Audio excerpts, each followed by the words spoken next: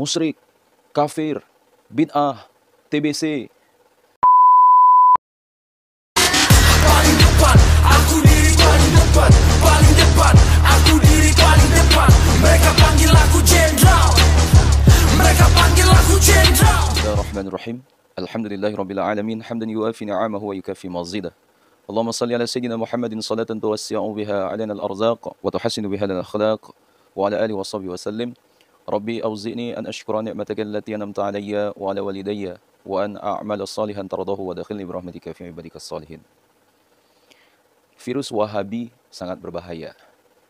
Jika Anda sudah terkena virus Wahabi, maka Anda akan ringan lidah dalam berucap musyrik, kafir, bid'ah, TBC, dan ucapan-ucapan lain yang jelek-jelek kepada saudara sendiri sesama muslim.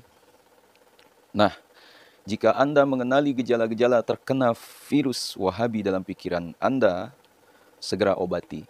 Jangan biarkan berlarut-larut, nanti akan susah diobati. Untuk mendownload obat antivirus Wahabi. Asabiku semua, itulah salah satu kalimat di dunia maya tentang Wahabi. Mungkin si pembuat pernyataan ini betul-betul menganggap berbahaya terhadap Wahabi, atau sekedar guyonan semata.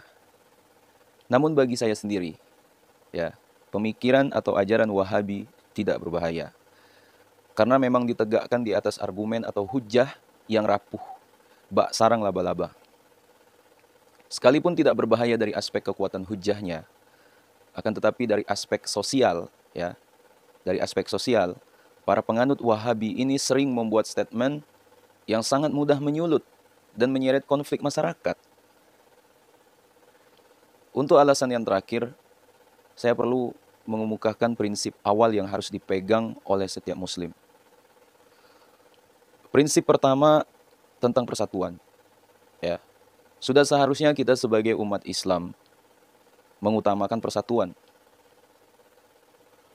Selama dia mengaku muslim dengan mengucap la ilaha illallah dan mengakui Nabi Muhammad SAW sebagai nabi terakhir, tidak sepantasnya kita tuduh yang macam-macam, kafir, musyrik, dan lain-lain, yang pada akhirnya akan bisa menimbulkan friksi atau perpecahan.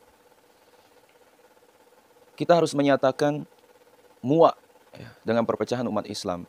Karena nanti yang untung pasti orang lain, kita buntung. Apalagi di zaman modern ini, umat Islam memang sengaja diadu domba.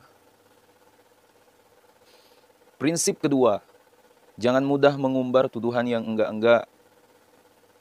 Dalam hal ini, kita dapat memberi contoh sikap dan ucapan sekelompok jamaah yang disinggung tadi, yakni Wahabi.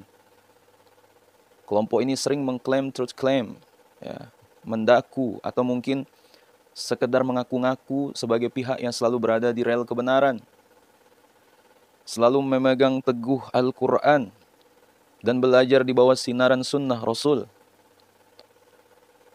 Pada akhirnya mereka sering melontarkan tuduhan-tuduhan kepada kelompok muslim yang lain sebagai pelaku TBC. Apa itu TBC? Tahayul, bid'ah, khurafat, ya, kafir dan musyrik. Bahkan menganggap terhadap orang muslim tertentu lebih berbahaya daripada orang Yahudi dan orang kafir.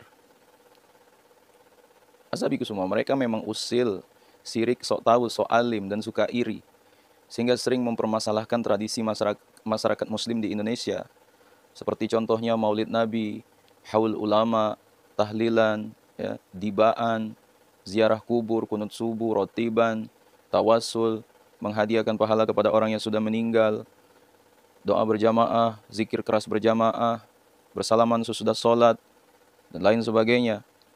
Anehnya nih, mereka lunak, lemah lembut, dan bersahabat karib, bahkan tunduk dan merunduk-runduk kepada Amerika dan Israel. Ya. Asabiku semua, orang seperti ini harus kita ingatkan secara halus.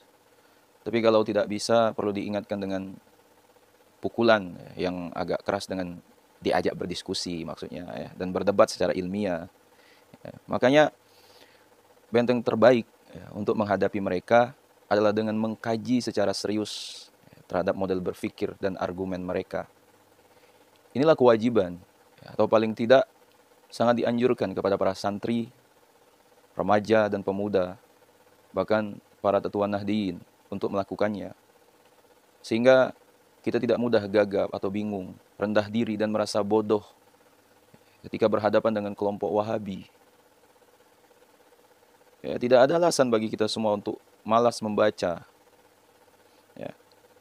Untuk saat ini, kitab-kitab, buku-buku yang berusaha membedah, membongkar, dan mengkaji secara ilmiah terhadap Wahabi sudah sangat banyak dan tersedia di mana-mana. Nasabiku semua, yang dirahmati Allah Subhanahu wa taala. Hal lain yang perlu kita ketahui terkait truth claim atau klaim kebenaran yang dilakukan Wahabi, seperti yang sudah saya jelaskan tadi, mendaku sebagai pemegang dan pewaris otoritatif terhadap Al-Quran dan hadis, adalah realitas para pengikut Wahabi ini masih belum puas. Sebuah kata pun masih perlu direbut dan diserobot. Kata tersebut adalah salaf atau salafi. Kata ini diklaim sebagai hak miliknya. Kayak negara jiran yang suka mengklaim milik Indonesia. Kata salaf itu selalu ditempelkan dalam kajian-kajian mereka dan berupaya diidentikan sebagai mazhab mereka, mazhab salaf. Padahal salaf atau salafi bukan suatu mazhab tertentu. Silakan kalian baca tuh kitab Dr. Said Ramadan Al-Buti yang berjudul As-Salafiyah. Tidak berhenti sampai di situ kerakusan mereka. Kelompok ini tidak puas dengan hanya menyerobot kata salaf atau salafi. Mereka bergerak lagi dengan menyebut, mengambil alih dan mengklaim sebagai pemilik paten yang sah atas Ahlus Sunnah wal Jamaah. Sehingga ketika orang Nahdliyin menyebut dirinya sebagai aswaja, tentu akan ditolak mentah-mentah oleh mereka. Karena apa? Karena kita dianggap tidak mengamalkan aswaja versi mereka. Karena kita dituduh telah melakukan banyak bid'ah. Di sinilah kita perlu menyadari bahwa kalau kita menyebut aswaja, jangan langsung beranggapan tunggal. Realitas sosiologis membuktikan lain. Paling tidak ada aswaja lain, yaitu yang diklaim oleh Salafi Wahabi. Makanya di kalangan Nahdliyin sudah sering menyebut aswaja ala Nahdliyin. Aswaja berdasar Nahdlatul Ulama. Atau kalau saya menyebut dengan aswaja moderat, ini aswaja yang amal ibadah, wiridan, dan tirakat kesehariannya bukan menyalahkan ritual ibadah kelompok lain. Hal ini untuk membedakan dengan kelompok Wahabi. Saya malas nyebutnya Salafi. Yang juga mengklaim sebagai kelompok yang paling aswaja, dengan dibarengi menyalahkan kelompok lain. Sehingga di sini kita dapat mengetahui kenapa Pakistan itu baru-baru kemarin ini melarang gerakan aswaja di sana. Ternyata orang-orang yang ada dalam gerakan aswaja tersebut adalah orang-orang Wahabi. Nasabiku semua, selanjutnya tidak tertutup kemungkinan kelompok ini akan menyerobot dan mengklaim bahwa Islam, Muhammad, bahkan Allah itu sebagai hak milik pribadi kelompoknya. Komunitas muslim lainnya bukan pemilik Islam, pengikut Nabi dan penyembah Allah. Kalau ini terjadi, maka sungguh tragis dan wujud dari kemunduran sejarah umat Islam. Tidak tertutup kemungkinan akan banyak pertikaian, karena umat Islam yang lain dianggap tidak Islam. Hasabiku semua dimuliakan Allah Subhanahu wa taala, tentu kita tidak mengharapkan ini terjadi. Kita harus banyak toleran menghadapi kelompok muslim lain. Kita harus menghargai perbedaan sembari tidak mengklaim sebagai pemilik Islam satu-satunya. Pemegang sunnah tiada duanya, pengibar panji salaf yang semurni-murninya, sambil menyesat-nyesatkan umat Islam lain. Apakah kita senang kalau nanti umat Islam dari kelompok lain banyak yang masuk neraka dan kita akan sendirian masuk surga? Alangkah sepinya surga dan betapa ramainya neraka. Tentu ini adalah bukan harapan kita. Terakhir asabiku semua, mari kita perhatikan sabda Nabi Muhammad SAW.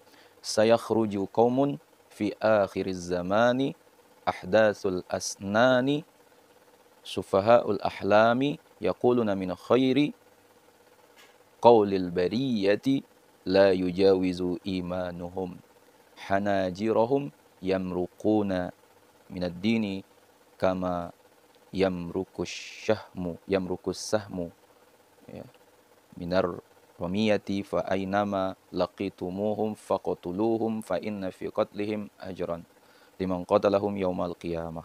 Rawal Bukhari. Akan keluar, kata Rasulullah, suatu kaum di akhir zaman, orang-orang muda usia, ya, pendek akal, mereka berkata-kata dengan sebaik-baik perkataan manusia yang tidak melampaui kerongkongan mereka. Mereka keluar dari agama seperti keluarnya anak panah dari busurnya. Maka di mana saja kamu menjumpai mereka, perangilah. Karena di dalam memerangi mereka terdapat pahala di hari kiamat bagi yang melakukannya. Hadis riwayat Bukhari. Asabiku semua dimuliakan Allah Subhanahu wa taala, mungkin sampai di situ dulu ya. Semoga apa yang saya sampaikan ini bermanfaat. Jangan lupa share kepada orang-orang kita cintai, dan juga jangan lupa share ke akun media sosial kalian yang lainnya agar lebih jauh bermanfaat. Wallahu a'lam. Assalamualaikum warahmatullahi wabarakatuh.